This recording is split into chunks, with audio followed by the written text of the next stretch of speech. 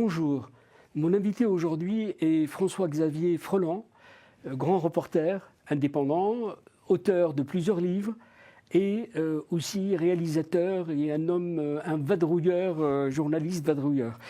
Bonjour. Bonjour. D'abord le dernier livre, et je vous ai choisi pour ça, il s'appelle La Grande Repentance. Afrique, France, les infortunes de la vertu. Pourquoi avoir choisi pour traiter ce sujet ?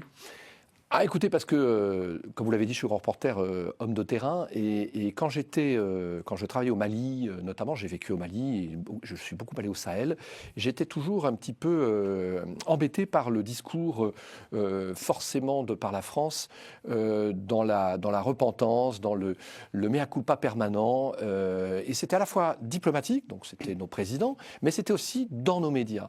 Donc je trouvais que dans nos médias, eh bien, on s'excusait toujours trop. La France n'a pas fait que des bêtises en Afrique, on a toujours eu des relations très fortes avec l'Afrique, et pas que des mauvaises. Et donc je voulais un petit peu rééquilibrer cette vision depuis Paris, je trouve, un petit peu passéiste et malheureusement trop simpliste pour résumer nos relations avec l'Afrique. Oui, vous avez raison, mais il est très polémique. Les propos que vous tenez, c'est aussi l'image inversée de ce que vous voulez critiquer. Alors non, volontairement, je voulais utiliser ce titre parce qu'on l'a vu dans les dernières années, mais en fait, je remettais en question une manière de couvrir l'Afrique depuis Paris. Alors évidemment, il y a des correspondants. J'ai travaillé longtemps à RFI, peut-être certains de vos téléspectateurs me connaissent, à France 24, TV5, et je me suis toujours rendu compte que j'étais tout seul à défendre une autre idée de cette France en Afrique.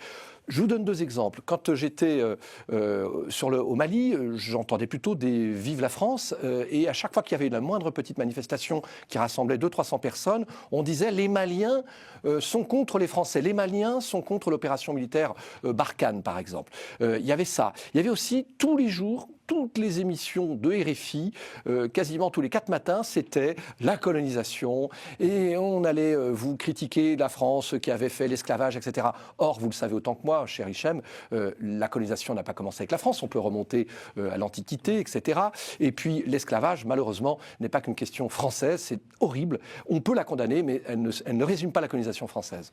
C'est une question fondamentale, mais où faut-il placer le curseur ? Parce qu'il faut parler de ce qui s'est passé avec justesse, avec un regard croisé, avec équilibre, mais on ne peut pas aussi occulter la réalité. Voilà, alors si on n'occulte pas la réalité, alors on parle par exemple de personnages positifs, et j'en ai parlé dans un livre, j'en ai fait un film à l'école universelle d'une certaine Française d'origine bretonne qui a créé les premières écoles pour femmes en Afrique, au Sénégal. Or, ce livre et cette émission, j'ai eu du mal à la porter sur les médias audiovisuels publics, par exemple, même si j'y travaillais, parce qu'on était gênés, parce que ça donnait une image positive de la colonisation. Or, c'est aussi un point important de notre histoire en commun avec les Africains. Sans Germaine Le Goff, c'est comme ça qu'elle s'appelait, eh bien, il n'y aurait pas eu de Jeanne Martin Cissé en Guinée, qui a été la première dame à être un conseil de sécurité de l'ONU et qui était la première ministre de Sékou Touré, qui n'était pourtant pas un pro-français. Vous voyez, les Français ont même, quelque part, préparer leurs propres ennemis. En réalité, peut-être la caisse de résonance, c'est ce village franco-africain qui constitue un microcosme et on a l'impression que c'est un monde qui plante son décor, dit ses vérités et impose sa doxa. Alors, franchement, quand j'étais en Afrique, j'ai vécu à Bamako dans les années 2008. Par là. C'était juste avant la crise que j'ai beaucoup couvert de par les médias avec qui je travaillais. Jamais, vous m'entendez, Hichem, jamais je n'ai entendu un mot négatif vis-à-vis des Français. Au contraire, quand j'allais dans le moindre village de brousse, on me disait la France, c'est formidable les Français, etc. Et même, j'entendais des choses positives sur la colonisation. Pour vous dire, et même de la part d'anciens tirailleurs qui auraient pu dire, non, j'ai pas reçu ma petite solde, etc. Qui auraient pu être, je dirais, et à juste titre, parfois un petit peu revanchard. Pas du tout. Au contraire, il y avait toujours une vision très sympathique. Donc ce que je considère, moi, c'est que les Français ont préparé cette opinion hostile depuis leurs médias, depuis leur diplomatie, en répétant tous les 4 matins sur leur chaîne RFI, France 24, que, en gros, les Français faisaient n'importe quoi en Afrique. Voilà. Mais vous connaissez, le journalisme, c'est quelque chose qui toujours critique et va dans le sens parfois de l'information entre soi. Je suis d'accord avec vous, mais France 24 a été créé par un certain Jacques Chirac, qui avait créé ce média justement pour défendre un petit peu les intérêts de la France dans le monde, notamment en Afrique. Oui. Or, ça s'est totalement retourné contre les intérêts français, même pire, c'est devenu une caisse de résonance, tous ces médias, parce que sans doute parfois mal dirigés, une caisse de résonance de tous les colibets, de tous les messages anti-français qu'on pouvait entendre. En gros, ce sont devenus des médias de French bashing. Moi, ça m'a choqué. Pourquoi ? Parce que vous l'avez dit tout à l'heure, je suis breton d'origine, je suis français, j'aime l'Afrique, j'ai vécu en Afrique, oui. Et je considère que cette exagération sur les points négatifs ne nous rend pas service. Oui. Mais il y a une matrice nourricière. D'abord, quand on met ce monde-là dans la galaxie liée à l'Afrique, on voit les acteurs politiques qui sont très souvent dans la connivence, on le voit couramment. Et puis le journalisme, il y a un journalisme de connivence. Comment aujourd'hui rétablir les faits et aller dans cette volonté de clarifier. Désolé pour nos amis africains, je crois qu'il y a eu beaucoup de journalisme d'opportunisme avec l'Afrique. Voilà, on voulait exister dans les médias, alors on prenait l'Afrique comme un porte-carrière qui vous propulsait, parce que honnêtement, quand je suis allé au Mali m'installer dans les années 2008, on était très peu. Excusez-moi, journalistes français à s'intéresser à l'Afrique. C'est une réalité. On était très peu. Tout d'un coup, c'est devenu, alors là, la foire d'Empoigne, ils sont tous arrivés avec leurs caméras, leurs trucs, dès qu'il y a eu une guerre, etc. Donc on voit bien que c'était aussi un journalisme un petit peu de « je veux me montrer, je veux exister, je veux être un journaliste et je vais exister à travers un continent ». Or, moi, ce que je considère, c'est que l'Afrique mérite mieux que des opportunistes. L'Afrique mérite mieux que ces simplismes. Et absolument. Humblement, c'est ce que j'ai essayé de faire et c'est pour ça aussi qu'on m'a respecté souvent là-bas. Même avec des positions parfois qui n'étaient pas celles qu'on avait envie d'entendre, mais justement parce que j'étais honnête, peut-être un peu sincère avec mes interlocuteurs. On voit votre volonté de vouloir secouer le cocotier, mais surtout, j'ai envie de... Peut-être il y a une question polémique qui est liée à vos choix, notamment sur celui qui a préfacé le livre, l'ambassadeur Driancourt. Oui. Et aussi, vous avez choisi le franco-algérien Boualem Sansal. Oui. C'est des figures qui sont loin d'être banales, et surtout... Leur trajectoire de ces dernières années montre un parti pris, une forme de guerre, un discours de combat. Est-ce que... écoutez, ce sont des personnes clivantes, comme on dit. Je suis une personne clivante aussi, on assume. Moi, j'ai beaucoup de respect pour des gens qui prennent des risques. Or, Boualem Sansal, on l'a vu, il en a pris puisqu'il s'est retrouvé en prison pendant 1 an. D'accord ? Donc, s'il y en a bien un qui a été courageux, c'est lui. C'est pas les autres qui ont critiqué sa position, etc. C'est quelqu'un qui est retourné dans son pays alors qu'il avait eu effectivement des déclarations critiques sur le régime. Bon, on peut penser ce qu'on veut, ce sont des gens que moi je respecte pour ça. C'est aussi des gens qui sont des Africains, Boualem Sansal c'est un Africain, qui ont osé faire entendre un autre discours que le discours un peu facile. Il y en a plein d'autres, c'est pas uniquement il n'y en a pas beaucoup.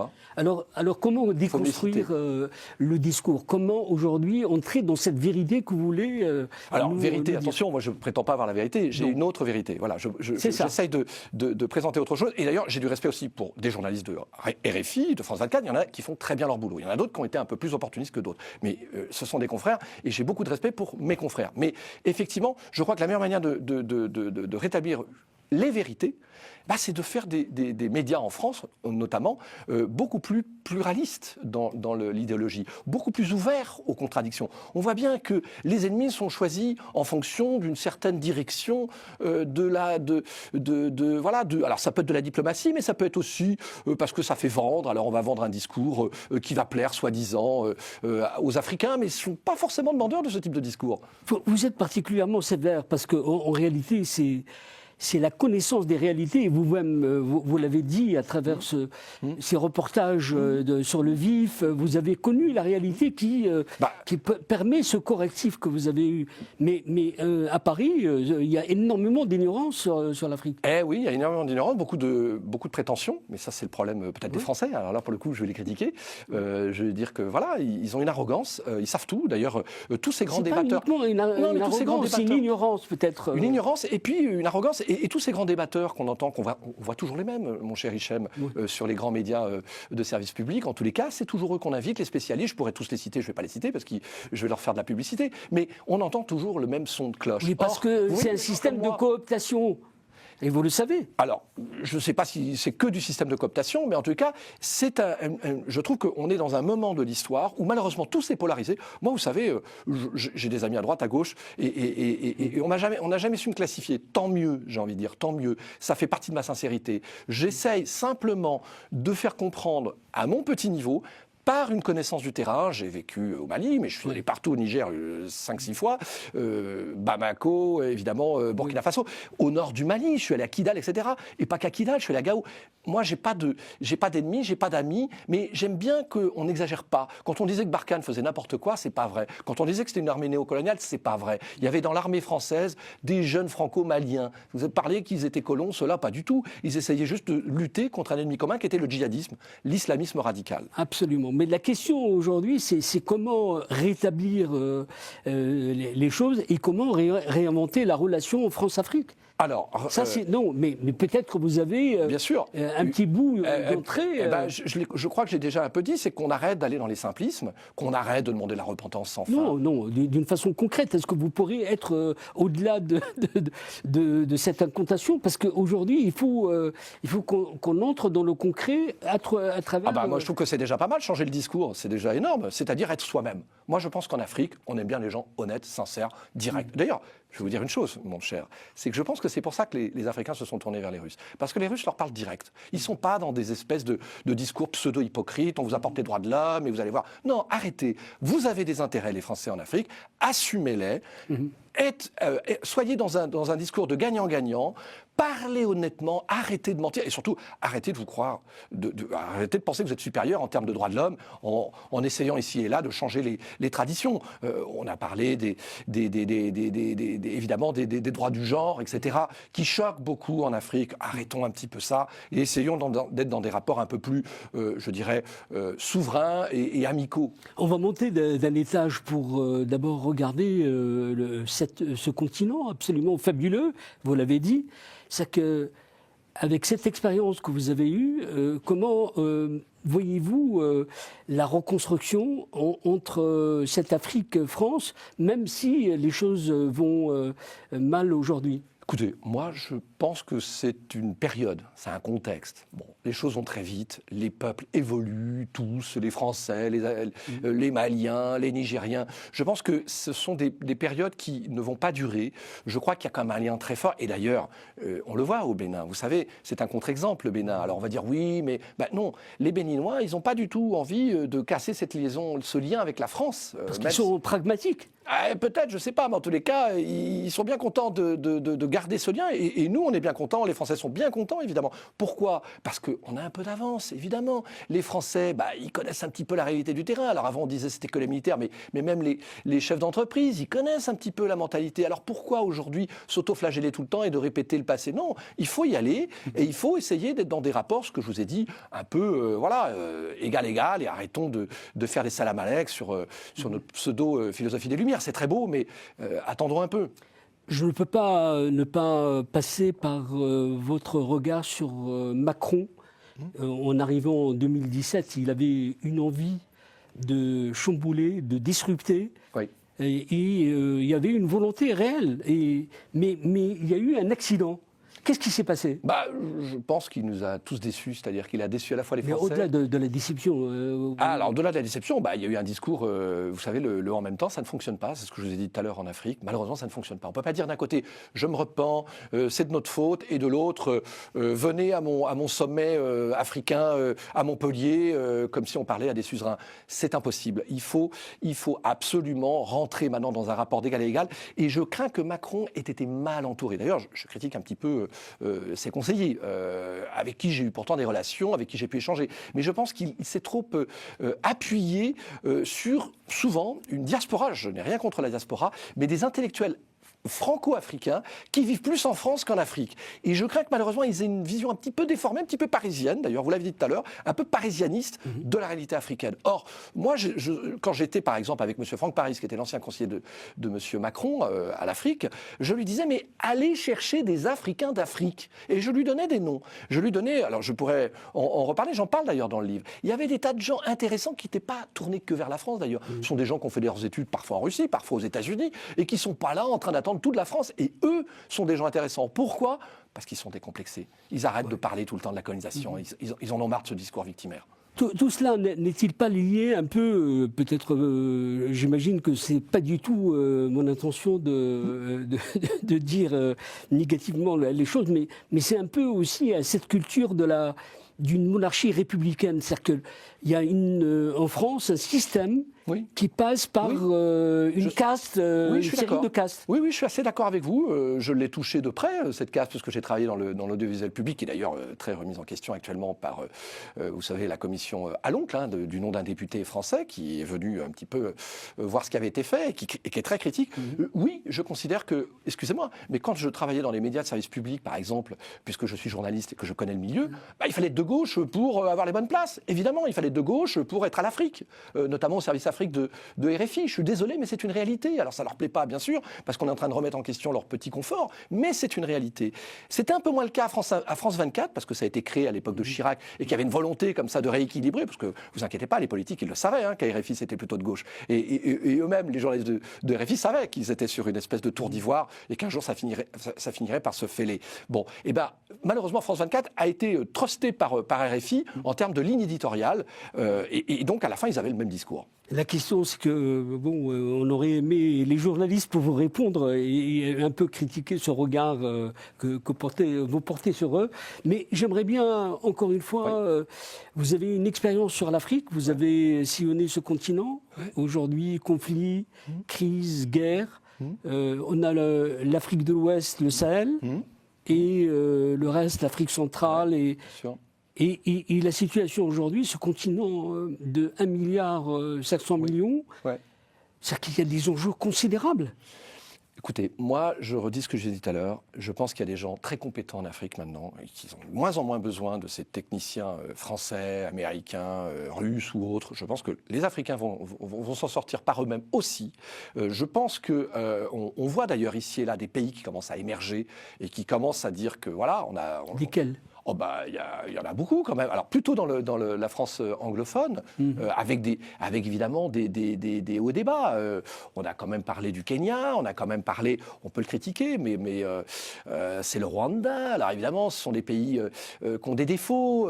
Parfois on critique parce que leurs hommes politiques restent trop longtemps au pouvoir, que la démocratie n'est pas assez. Je pourrais même vous citer Monsieur Talon au Bénin, qu'on arrête de lui cracher à la figure, surtout les médias français, en disant que c'est un dictateur. Enfin, il y a quand même eu des élections libres le week-end dernier, pas de bol. Mais l'Afrique est dans le formalisme électoral, mais la réalité... Mais je vais terminer avec le Bénin. C'est quand même, moi je connais le Bénin depuis un certain nombre d'années. Quand on y allait il y a 15 ans, c'était un pays par terre. Qu'est-ce que vous voulez ? Il n'y avait pas de route, il n'y avait rien. Cotonou, c'est une capitale en lambeaux. Je suis désolé, il a récupéré son pays, il a fait travailler. Et là-bas, quand vous êtes dans un taxi, on vous dit le président, il bosse. Et moi je pense qu'il y a encore des gens qui font des choses bien. Tout n'est pas positif, mais d'ailleurs en France, c'est la même chose. En Italie, en Allemagne, tout va pas bien. Mais il y a quand même des gens qui, à un moment, disent non, stop, on va y aller, on va y arriver. Et moi, je crois en ces gens-là, qu'ils soient de droite ou de gauche, d'ailleurs, j'ai envie de vous dire. Parce que du moment qu'il y a une volonté, une vision, en général, ça fonctionne. Avec un peu de libéralisme, un peu de social. C'est quoi, en fait, l'élément clé c'est le problème de gouvernance, le problème de... Qu'est-ce qui peut identifier ce mal ? Alors, je sais que, par exemple, dans les pays, aujourd'hui, dans les juntes militaires, comme on dit, on critique la démocratie. On dit il faut un petit peu des régimes forts pour mettre les gens au travail, etc., la démocratie, ça ne fonctionne pas en Afrique. Moi, j'en sais rien, je ne suis pas non plus un spécialiste des démocraties, d'ailleurs, mais je conçois qu'effectivement, dans des pays, en Afrique sahélienne notamment, où vous avez un taux d'analphabétisme de 80%, qu'est-ce que vous espérez lors d'élections démocratiques ? Les gens ne savent pas lire, ce n'est pas de leur faute. Il n'y a pas eu un État capable de leur permettre d'aller à l'école, d'apprendre à lire. Donc on est face à une des gens qui, malheureusement, on va leur dire tu vas voter pour lui, et puis je te donnerai un petit cadeau. Mais tout le monde le sait, ça, en Afrique. Ça s'est vu dans toutes les capitales ouest-africaines ou au Sahel. Donc, ce que je crois, c'est que c'est un long processus. Il faut que l'Afrique passe par ce processus, elle est en train de le faire, elle rattrape beaucoup de retard, et d'ailleurs même parfois elle avait de l'avance, notamment je dirais sur certains droits de l'homme. Par exemple le Mali, on le sait, l'Empire malien, c'est plein de choses à apprendre. On parlait des griots avant cette émission, c'est formidable cette histoire orale. Pourquoi on est tout le temps en train de parler de bouquins en Afrique? Mais l'histoire orale c'est aussi beau que l'histoire écrite. Pourquoi on est tout le temps en train de parler de livres? Mais non, parce que les gens ne s'intéressent pas à la réalité. On a des livres en France, voilà. C'est un pays qui a un savoir-faire sur l'Afrique presque unique. Voilà, exactement. Mais il faut compter aussi sur le savoir-faire de ces pays, de ce continent, où il y a des gens qui ont eu d'autres, je dirais, une autre culture, une autre philosophie. Et je crois qu'ils vont trouver leur chemin. Il faut les aider. Je pense que la France est un bon accompagnateur. Ça ne veut pas dire papa Hollande, comme on avait vu à une époque. À un moment donné, voilà. Ça va revenir. C'est pas papa Macron, mais je pense qu'on peut avoir un lien d'entraide qui peut être gagnant-gagnant pour tout le monde, parce qu'on sait très bien que l'Afrique est aussi un territoire de richesse naturelle. Alors on n'est pas obligé de toutes les spolier. On peut quand même avoir aussi des rapports où tout le monde va en profiter, on va pouvoir miser sur votre éducation en construisant des écoles. Et d'ailleurs, j'ai remarqué, les Chinois qu'on critique beaucoup depuis la France, mais quand j'allais en Afrique, notamment, je me souviens au Niger, je me souviens très bien qu'on me disait, les ministres, oui, vous savez, les Chinois, au moins, ils ont construit un hôpital. Voilà, c'était ça l'aide au développement. Ils ont construit un hôpital, alors on leur a ouvert un petit peu nos mines. Bon, on peut peut-être faire pareil. Je saisis la balle au bon. Il y a plein de pays qui veillent sur l'Afrique. La Chine, il y a la Russie, il y a la Turquie, les États-Unis vont il y a les États-Unis à leur manière. Ben oui. Mais tout ça, est-ce que ça va être un élément de... Si vous avez des personnalités fortes, comme M. Talon, alors je ne vais pas faire sa pub toute l'émission, ou peut-être M. Kagame, avec qui je n'échange pas tout, parce que je le trouve très critique avec les Français, mais qui, quand même, a sorti son pays du marasme, certes aidé par certaines puissances, mais quand même, quand vous avez des personnalités fortes, ou Mohamed VI au Maroc, je suis désolé, mais le pays se met en marche. Et puis à un moment, on reparlera de tous ces petits problèmes de droits de l'homme, etc. Vous savez, j'ai souvent été dans des pays où on critiquait les gouvernants. Et puis quand les opposants arrivaient à la place des gouvernants, ils étaient pires. Très souvent, ils étaient pires. Donc c'est ça la démocratie en Afrique, c'est finalement prendre sa revanche, mettre son clan et écraser les autres. Non, on ne peut pas fonctionner comme ça. Il faut des gens avec une vision, et il y en a de plus en plus, parce qu'il y a des gens de très bonne qualité et qui ont envie de sortir ce continent je dirais, de cette espèce de place où elle s'est retrouvée pendant des années, peut-être pas aidée par l'assistance occidentale ou d'autres puissances, mais en tous les cas, qui veut s'en sortir. Et je vois de plus en plus d'Africains, d'Afrique, et aussi d'ailleurs de la diaspora, qui repartent dans ces pays et qui ont envie de faire évoluer leur pays, de le monter, de le soutenir. Face aux enjeux considérables actuels, on est obligé de penser à des alliances qui sont en train de se construire. Oui. Et donc l'Afrique va être au cœur de ces alliances-là, parce que c'est un continent richissime. Bien sûr. Alors moi je pense que ça va se faire, comme je le dis dans mon livre La Grande Repentance, ça va se faire si on arrête de se lancer comme ça des anathèmes, les Algériens sur les Français sur les Nigériens ou je ne sais pas quoi, ou les Nigériens...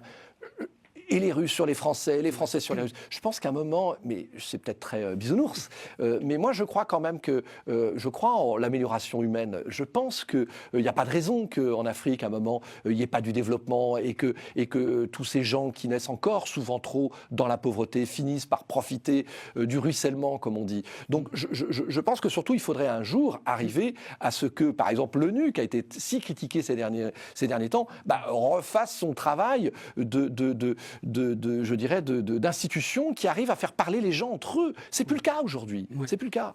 Vous n'êtes pas uniquement un connaisseur de l'Afrique, vous avez sillonné l'Amérique latine, mais peut-être est-ce qu'on peut faire un parallèle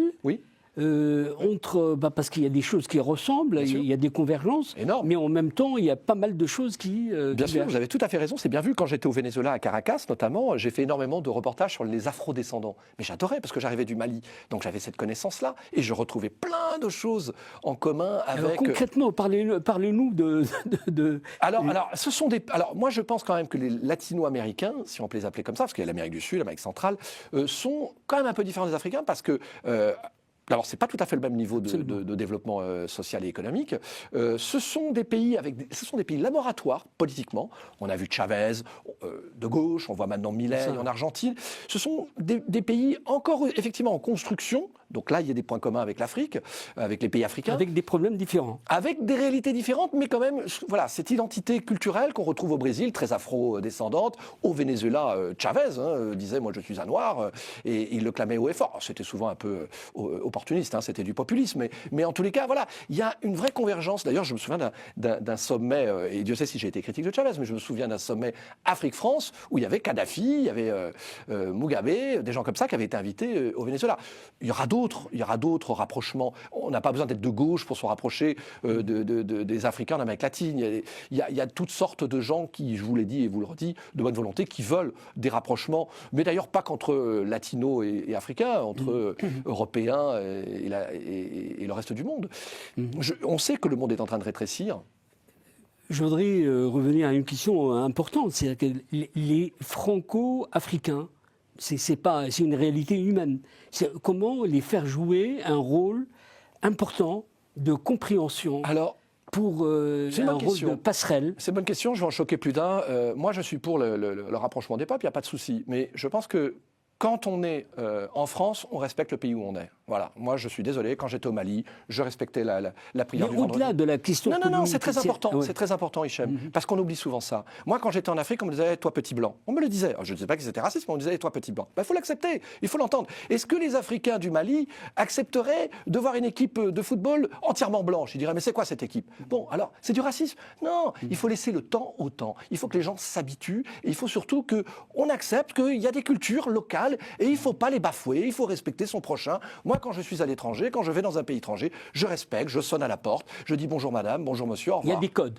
Il y a des codes, il faut les respecter, il faut arrêter de dire c'est chez moi et planter son drapeau. Moi, je suis contre ce communautarisme-là en France. Je trouve qu'il est en train de détruire la laïcité, il est en train de détruire la République, et résultat des courses, personne ne s'entend. Alors, les Africains avec les Africains, les Bretons avec les Bretons, c'est pas possible. Mais la réalité aujourd'hui est dans ce qu'on appelle le tribalisme planétaire. Bah oui, mais c'est pas inquiétant. Uniquement mais en c'est France. inquiétant, et je pense que ça va provoquer des guerres, parce qu'on peut pas vivre comme ça. On peut pas vivre comme ça derrière son petit drapeau en disant je suis le meilleur. Alors, la partie optimiste sur laquelle on va conclure cet entretien, alors moi, je redire que la France aura des bonnes relations avec l'Afrique dans les années à venir. Ça va vite revenir parce qu'il y a ce passé en commun qui n'est pas que négatif et que voilà, maintenant on a compris. Il y a eu l'esclavage. Bon, je pense que maintenant on le sait. C'est dans les livres d'histoire. Les enfants le savent. Bon, maintenant et quoi? Qu'est-ce qu'on fait de ça? On avance ou on continue de parler du passé?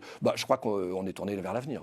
Eh bien, je recommande particulièrement la lecture de votre livre, La Grande Repentance, Afrique-France, les infortunes de la vertu aux éditions Intervalle. Merci. Merci beaucoup. À vous. Au revoir à et à la prochaine.